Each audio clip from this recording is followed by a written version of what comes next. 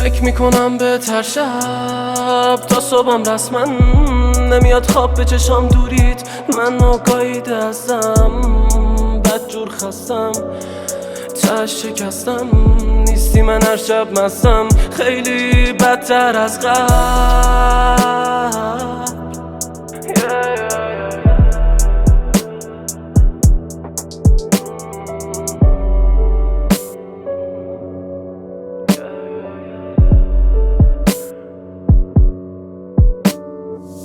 دلتنگ گذشتم بدجور گذشته که هر وقتش خوب بود وقتی که دادمت از دست فهمیدم چقدر تم روزگار تلخ بود چرا رفتی تش چرا نیستی په توی که بهم قول داده بودی چرا دارم ذره ذره میمیرم چرا انقدر بد حالم چرا به این زندگی تردید دارم کاش دستم بمیرم میدونی خیلی با خود حرف دارم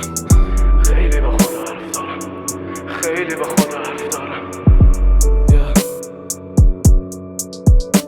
عجیبه جنگ بین مغز و قلبم شکوفه‌های صورتی روی ترک‌های سنگم مزین میشه به پروانه و حرفم علامات خدایان تبدیل به قلم توی دستم اینا شده برام سوال شرط مرگ و زندگی مسلطین قمار بوی پول میاد اینجا پادو میشم من شب توشو بودم شب لای دلار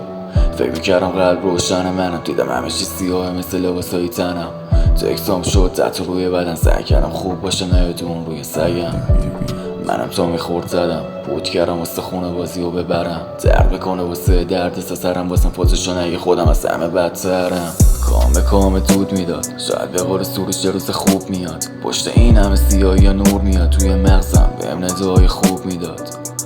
میشه هنو دلم زنگ منم واسه اینکه پیاده بزنم شب قدم جمشیم دورم بیفته فکر از سرم زمان از دست بره دیگه خونه شب نرم هنو دلم زنگ منم سیارا رو دود کنیم لب پنجره فرار از مدرسه بشه مود خنده ماما نسبن دود کنه روز بد بره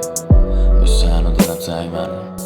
فکر میکنم بهتر شب تا صبحم رسما نمیاد خواب به چشام دورید من ناگاهیده ازم بدجور خستم تش شکستم نیستی من هر شب مستم خیلی بدتر از قبل